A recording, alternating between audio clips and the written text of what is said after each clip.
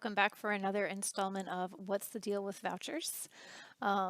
If you've watched more than one of these videos and you're an astute observer, you might notice my hair and clothes are different because I originally recorded a different version of this particular video, but have been doing a lot of extra thinking about it. I think it's one of the most important issues in this debate, so wanted to give it another go. This is the expanded director's cut edition. So the question here is, will vouchers expand school choice and parental rights? You're going to hear advocates of education savings accounts argue that they're a fundamental tool for expanding school choice. In fact, the label school choice is often used as a stand-in for vouchers. Parental rights, education freedom, parent empowerment, those are some other phrases that have come to be used pretty frequently in this context as well.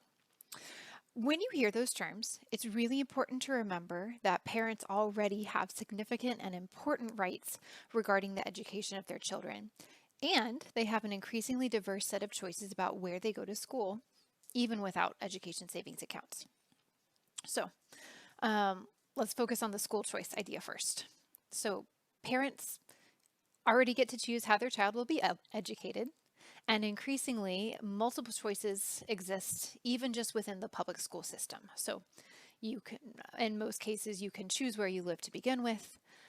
You may be able to attend school out of zone or even out of district. And you may have access to magnet programs and charter schools, and even just like really cool tailored options within whatever your local neighborhood school is. In Texas, we've seen that especially on the high school side as different schools have built out their college and career pathways, which is pretty cool.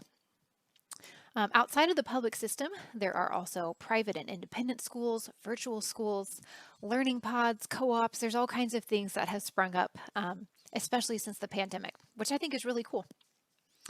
And whether or not those other options are available to you, you always have the right to educate your child yourself. And if you're in Texas, you can do that with fairly low regulation. Now, to be fair, just the existence of these different options doesn't mean that every family has a decision set that includes the ideal option of their choice. That is true. So you might live in an area where the only school is your local public school, and maybe it's not great. Or you might live somewhere where there's a wonderful private school you'd love for your child to attend, but you can't afford it. So in those cases, your choices are limited, and having access to an education savings account could help because it might allow you to pay for the costs associated with homeschooling, enroll your child in a virtual school, or come up with tuition for that private school. So that's what proponents mean when they say they're expanding school choice. And that's fine. I think that's true. But just keep in mind that school choice does exist even without vouchers or ESAs as well. I wanted to make that point because sometimes I've heard advocates say things like, huge majorities of voters from all parties and backgrounds support school choice.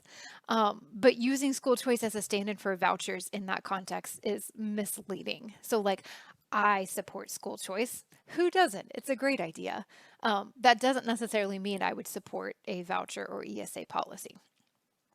So just clearing the air there. But what I really want to dig into here is this argument that we need to pass an ESA policy because parents should have the right to choose the education pathway that is right for their child. This is the most prominent messaging I've heard by far this season. I actually just went to a school choice rally, where this concept was like front and center. So I really think this deserves some careful attention. The way I'm thinking about it, I think there are three claims embedded in this argument, but only one of them is ever stated explicitly. The other two are implied.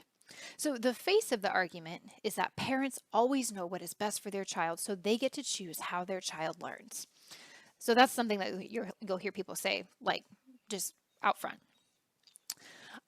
There are two other ideas that are suggested, but usually not stated quite that clearly. One is that parents currently don't have the right to choose their child's education pathway, and we need an ESA policy to change that. The other idea is the right to choose your child's education pathway should include the right to receive public financial assistance to pay for the pathway that you've chosen. So that's a lot to unpack. So let's just take these points one by one. So the first biggie, parents always know what is best for their children. This argument plays really, really well. It sounds intuitive. It feels those of us who are parents with a sense of pride and ownership. But if those of us with children are really honest with ourselves, we know that's not actually always true. Who among us hasn't reached out to a parent or friend or random internet stranger for advice because we weren't sure what was best for our child? Kids don't come with user manuals, and just because you've given birth or your partner has given birth or you've adopted, it doesn't mean you automatically know all the answers for your kid. In fact, it's a good thing to admit that you don't know everything because that gives you the humility and openness to learn from folks who have wisdom to share. I've only been a parent for about 3 years, and I can already think of a lot of times when I didn't know what was best for my child. And I was able to learn from other people, my husband, my parents and in-laws, my child's caregivers and teachers, older and wiser friends. And once I knew better, I did better. Parents don't always know what's best for their kids in education either. Like, I feel really unpopular and like such a downer for saying that, but it is true. As a teacher, I saw parents make decisions that were not in the best interest of their children all the time. So, like in the most extreme cases, there were parents who abused or neglected their kids. But even just like on a much more mild level, sometimes I saw parents who didn't set reasonable boundaries on eating junk food or staying up late or screen time, and those kids were like noticeably, objectively worse off because of it. I've seen parents who have pushed and pushed and pushed for a particular service or intervention for their child that wasn't a good fit for what their child needed. And on the other side of that, I have seen some parents who rejected services that their children desperately needed. And they had the right to do that, but it wasn't in the best interest of the child. And that doesn't even cover the academic side of things. So my students' parents knew a lot about them and what they needed, but they didn't always know the best way to teach them how to read or write or do math. Those are specific skills. There's, a body of research that indicates there are certain ways to teach those subjects that tend to be more effective than others. And that's okay for parents not to know that, but that's what I was there for as a teacher. I was specially trained to be able to advise and support and lead in that area. Okay, so parents don't always have the magical answer to what's best for their child in every situation.